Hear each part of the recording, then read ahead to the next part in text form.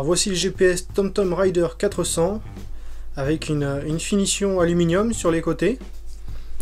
C'est un GPS lourd, d'apparence solide, comme toute la lignée des Riders, avec les deux haut-parleurs intégrés et les petits contacts pour pouvoir le charger avec le support GPS en place. Vous avez sous GPS de quoi mettre une carte SD, micro SD pour être plus précis, et le petit compartiment pour brancher le câble USB. La façade du GPS est faite d'une matière plutôt à l'aspect gomme. L'écran n'est pas super protégé. Sur les anciens modèles, vous aviez une petite casquette comme ça au-dessus qui venait masquer légèrement le soleil et qui, en cas de chute, venait complètement protéger l'écran. Ici, on retrouve en fait une petite surépaisseur de 1 à 2 mm. Si jamais le GPS tombe sur une surface qui n'est pas parfaitement plate, l'écran ne fera pas long feu. Donc petit bémol de ce côté-là. Nous avons donc le support GPS qui est fourni d'origine, donc c'est le support pour la moto avec le support de la marque RAM fourni par RAM. Ici vous avez le petit U en métal qui viendra se fixer sur la moto avec simplement donc 2 tiges filetées, 2 écrous. Vous pouvez l'ajuster en desserrant par ici et vous avez donc le support GPS.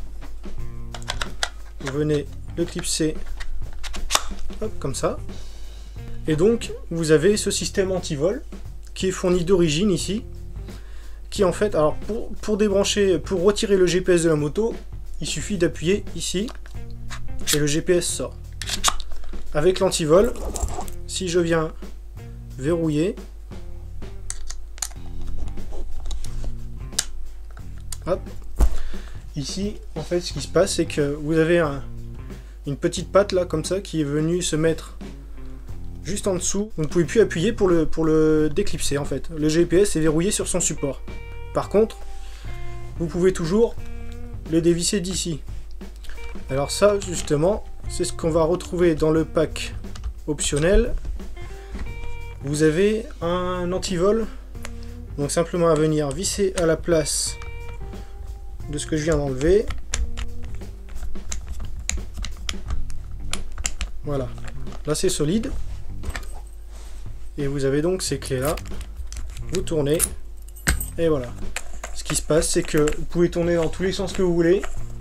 Le GPS sera verrouillé sur la moto grâce au support, et je peux vous dire que c'est vraiment solide si on le serre bien avant.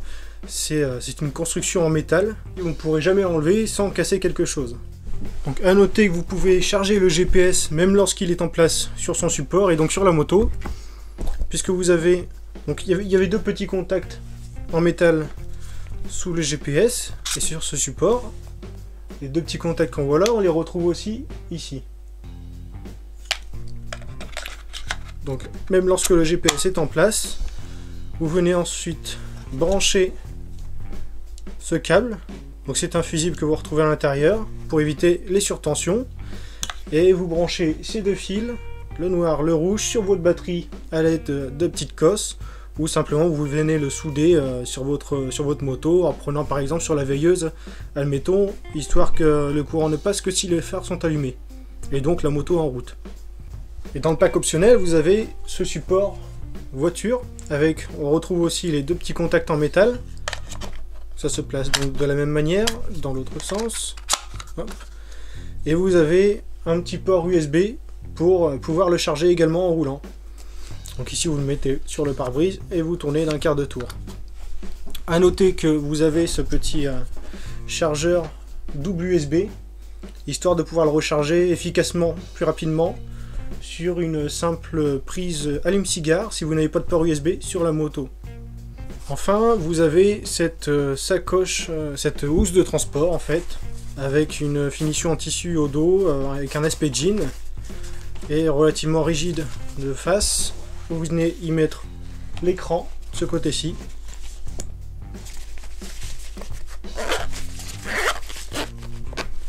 Et voilà.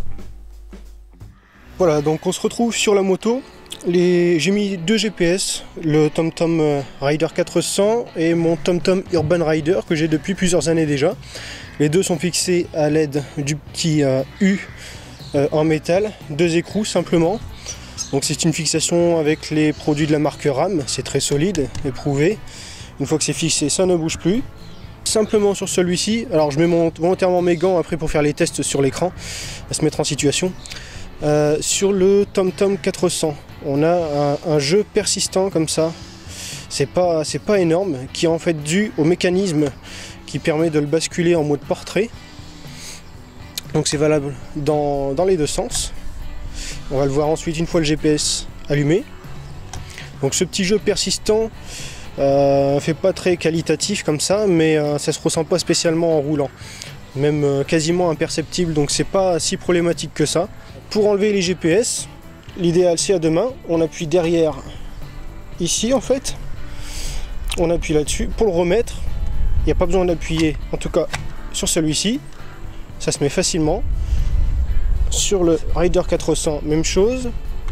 Par contre, pour remettre le GPS, c'est quasiment impossible à remettre à moins d'appuyer vraiment très fort. Donc l'idéal c'est d'avoir deux doigts ou d'appuyer en fait en même temps sur hop, le petit loquet derrière pour y arriver. Donc ça c'est un petit peu gênant. Donc on va faire un petit test comparatif à l'allumage. Sur celui-ci le bouton est juste au-dessus et sur le mien il est à droite.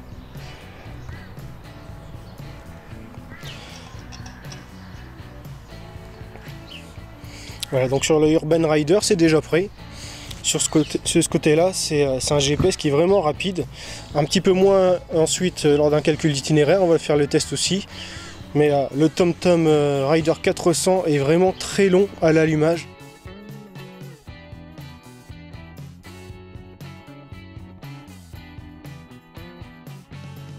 Voilà, donc il commence seulement à arriver sur la carte.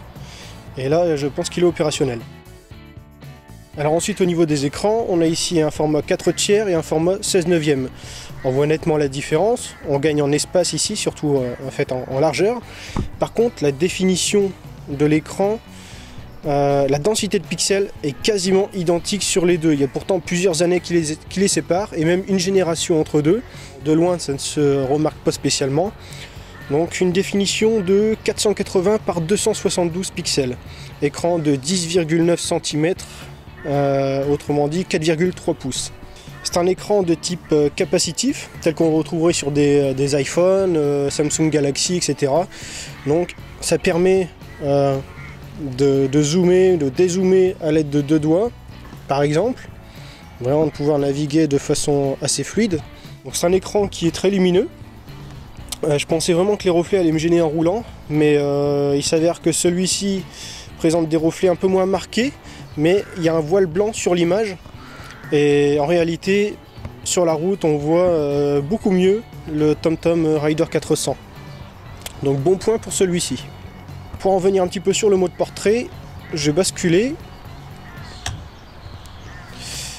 Voilà, c'est pas super réactif, ça fonctionne. Bon, ça n'a pas grand intérêt non plus d'avoir une grosse réactivité là-dessus, mais à noter que ça prend quand même quelques secondes.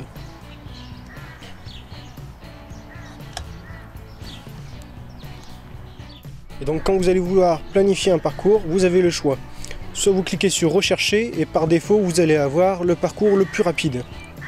Si vous voulez prendre un parcours, comme ils appellent un parcours à sensation, les routes sinueuses, vous cliquez sur cette icône. Vous allez ensuite avoir différentes possibilités. Vous cliquez par exemple sur celui-ci, vous allez avoir plusieurs degrés de routes sinueuses. On prend celui-ci par exemple. Ensuite, définir la destination. On fait rechercher et vous entrez l'adresse. Admettons ici, je vais mettre Maubeuge. Donc c'est à environ 20 km d'ici. Hop. Maubeuge centre. Et donc il me calcule le parcours direction Maubeuge avec des routes sinueuses. Voilà, 23 km, 40 minutes, alors qu'en temps normal, le parcours le plus rapide, ça fait environ à la louche 18 km et une vingtaine de minutes.